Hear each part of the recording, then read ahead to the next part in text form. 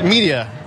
If you all would like to, I mean, you're doing a great job as shills. You ask a question because we're asking you tough questions. But this is the problem. We're not insulting the you. Problem is that you're actually insulting your audience. That's Representative Zeldin, a Republican who did not like the tough line of questioning coming from an NBC reporter. Now, I give her a world of credit. I think she did a really great job here. And you're about to see more of her pushback against his ridiculous answers in the next clip. But before I do, let me give you a little more context. Republicans keep claiming that there's corruption in Ukraine, and that is the reason why Donald Trump would not release the congressionally appropriated military aid to the country. And so what he's being asked here is very clear, very simple. Can you please elaborate on what that corruption is exactly? And he just fails and squirms, and you're about to see it in this next clip. DOD certified this money in May. They said that Ukraine met all anti-corruption standards. So what specifically happened that made the president all of a sudden concerned about corruption? What specific corruption was he chasing at that? That's a great question. I'll point out a few things. First off, a lot of the witnesses were talking about a lot of corruption issues that they were working on directly with the Ukraine government. It was a consensus of everyone who works Ukraine policy for the United States government, not just people who are political appointees, but also career officials in the United States government, all concerned about corruption in Ukraine. It is the top issue in Ukraine, going back whether it was past administrations, the current administration right now in Ukraine, past administration Ukraine. 2014, we passed the Ukraine Security Assistance Act. You can't even provide United States tax dollars to Ukraine unless you're convinced at that moment. Let me finish the answer, please. Okay. And I'll get right back to you. Unless you're convinced that at that moment that Ukraine is doing what it needs to do to fight corruption. So what Zeldin's doing there is he's giving the reporters a history lesson about corruption in Ukraine. But the point is that there were officials in place in Ukraine. There were even US diplomats, including Marie Yovanovitch, who were helping to root out that corruption in Ukraine. They were retaliated against. And so he's not getting into that. He's just talking about the past corruption issues with Ukraine. And understandably, the NBC reporter is getting increasingly frustrated with him trying to dodge the question. Yeah, and one reason is her question involved the reference to the true fact that the DOD said they've met all of their requirements when it has to do with corruption. And then he started talking about a whole bunch of stuff from before that period. Exactly. So it's like, oh, okay, that's true, that was true, that was true. Okay, and then it was certified.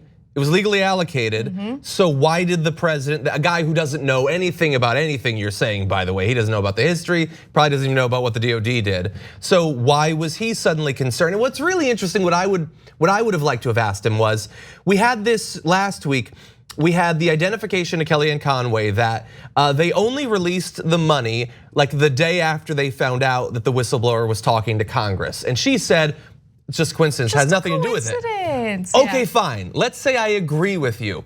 What Lee Zeldin was just pointing out was, it doesn't matter about the DOD, there were still lots of concerns, and Trump cares about Ukraine, was super concerned, and he was not going to release it until he'd been reassured. Okay, so then eventually you did release it, and it wasn't because of the whistleblower, then why was it? If that wasn't the cause, what changed? What stopped you from being so concerned that the money was all gonna be stolen? Well, look, John, nothing changed. Let me go ahead and give you a history lesson about Ukraine and not answer that question. In fact, Zeldin gets increasingly testy in the next clip. Take a look. And in the NDAA, it was reinforced, you can't provide US tax dollars to Ukraine unless at that moment you're confident that they're fighting corruption. It is actually in law a responsibility of the president of the United States, and a lot happened specifically since May. So you pointed out May. What specifically happened since May? Yeah. Well, first off, so you have a whole new administration that's coming in. You have an anti-corruption platform. You have to let me answer your questions. I'm just saying, anti-corruption platform. That's fantastic. That's the point. Go ahead. Okay. So after you have, and listen, if I give a good answer, that doesn't mean that you have to cut me off. Okay. I know that if I give a bad answer, you'd probably let me go all day. I understand now. This is our second day. Right. Well, let me answer you. Go ahead.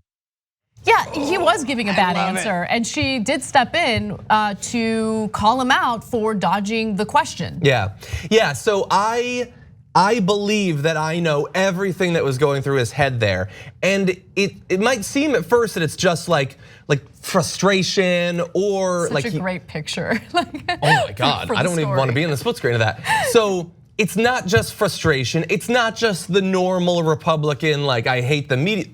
What is going on with? Anyway, what he saw in that moment was an out, and the out was he, like a lot of Republicans, has now been tasked with pretending they care about and know about Ukrainian corruption. Yeah. Like imagine if I had to, like my job now is I gotta make the case for natural gas all the time. Let's say I somehow signed on for that. My heart wouldn't be there. I wouldn't really remember the facts. It's like, do I really have to go through this? And if you keep interrupting, I don't want to keep going through the thing that I really don't care about and don't believe. Oh, I can talk about this now? I can talk about how you're being mean, you're interrupting me? Exactly. Oh my God, I'm so hot to do that so that I don't have to keep talking about this BS that I don't know about and don't care about. Exactly, and this final clip that we'll show you is the epitome of what you just described, right? He gets more frustrated and tries to kind of like block her from asking more questions. Take a look. Any other questions? Biden, CrowdStrike, and what is the other specific corruption? So as far as, listen, I mean, yesterday, by the way, anyone else have any other questions? I'd be happy to answer this one. I know it's a hard question, but it's Oh, important. no, hold on a second. It's a hard question, because the president's not on the record mentioning anything other than Biden, CrowdStrike. That's it, and you haven't mentioned anything else. Okay, I'm happy to answer your question. Please. But all I was asking was, because you have a lot of colleagues here, You guys want the answer, right? The answer that yeah, they okay, did. I'm happy to. Thank you. But just know you have a unique style, okay? And it's one that might not be as, I mean, you're not looking around to see if anyone else has any other questions.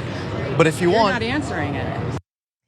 You know, he was honest about one thing. He mentioned her style and called it a unique style. Now, if the press were behaving the way that it's supposed to behave, which is a check on power, then her style wouldn't be unique. But far too often you see these, maybe you'll have like a tough question, but there's rarely a follow-up. And I give her a tremendous amount of credit. The reason why I haven't said her name yet is because I know I'm gonna butcher it. And if she ever happens to watch this video, I apologize. You did an incredible job here. Heidi Przybilla is her name, and she works for NBC. She did a great job there. And this is the kind of follow-up question or follow-up questioning that we need, because look how easily they fall apart once you're asking them the tough questions. Yeah. He's squirming. And then I love when he's like, does anyone else want to ask me a question? And all the other reporters are like, no, that's, we want you to answer her question. No, that's a good one. Yeah. No, I'm happy to answer the question. Anybody, please save me. Come save me. He kept saying it, and the weird thing was he kept saying he was happy, but he didn't look happy. No, he looked pretty annoyed. And again, he was looking desperately for an out. There's a whole crowd of people ask me something. Name one extra thing, and I've said this now 30 times over the last 3 months. They have had so much time. They have so much staff. How haven't they come up with something so that he doesn't have to stand there and look like an idiot? And the thing is, there's gotta actually be corruption. Find it, talk about it, identify a company, an individual, something. They can't. I mean, partially because they don't care. He doesn't care. He doesn't want to know. Once you get caught in a lie, how do you get yourself out of it? That's by asking further questions. I don't. Nothing is worth it. Like no political career in my eyes is worth doing what Republicans are doing right now. It's so embarrassing and so shameful. I mean, if I were Zeldin, I don't know, I wouldn't be talking to anyone today. Like I would be in bed. I'd have like the shades closed and I'd be like, no phone calls. Like I need to live with who I am and how deeply embarrassed and ashamed I am. Well, you don't have the thing that politicians, especially Republican politicians, have to have, which is this bizarre psychological mix of, on the one hand, total arrogance and ego, you're obsessed with yourself and your own advancement, and a willingness to debase yourself in like true online cuck fashion. Like I hate that term. No, I hate the whole thing. It's 100% right. No, look, Like, I am the best man ever, now flog me. That's what they do. Ted Cruz, he cares only about himself and his whole future. 100%. To the extent that you can call him ugly, his dad's an assassin, his wife is ugly. Exactly, it doesn't matter. They'll take it. They're masochists. It's just so embarrassing. It really is, and that's look. Trump is terrible. We got to get him out. We got to get him out. The only silver lining to his administration or to his presidency is how he has become the cuck master when it comes to these Republican lawmakers. It's true. And some of these military guys who have dragged us into endless wars. Yeah. He has, strangely enough, outmaneuvered them in some ways. And he is an imbecile, so it's even more incredible when you consider that. That's true, yes. If we're gonna continue the analogy, which we probably shouldn't, he is an expert at cucking them, but at the same time, like the way that he can't help but reveal all of his tiny insecurities and weaknesses and stupidity, like he's like an emotional exhibitionist too. Like he wants to expose how pathetic he is constantly because he gets off on it for some reason. It is pretty insane. I don't know how we got into this. The one other thing I want to say though, he was going for an out, that's definitely true, but, and this is not a new thing, I do hate the trend that I'm seeing though, where you had, the woman, the Republican who was like, you're a liberal hack. I forget who that was. Was it McSally? Yeah, it was McSally, Martha McSally, who we're going to talk about in the postgame show because the Lincoln Project put out a new ad. Oh my God, so good. So she has realized, don't answer questions, just insult them, and you are the coolest hero ever. Mike Pompeo, he just yelled at a woman in private for 9 minutes, and Trump gave him a standing, like they had a standing ovation in a big room. This guy is realizing, if I don't have an answer, like if he had spit in her face right then, they would have cheered for him in Fox News. And they have now provided an out for all of their people. They never have to answer a question. They never have to acknowledge their own hypocrisy, their own past statements. All you have to do is insult the person asking you a question.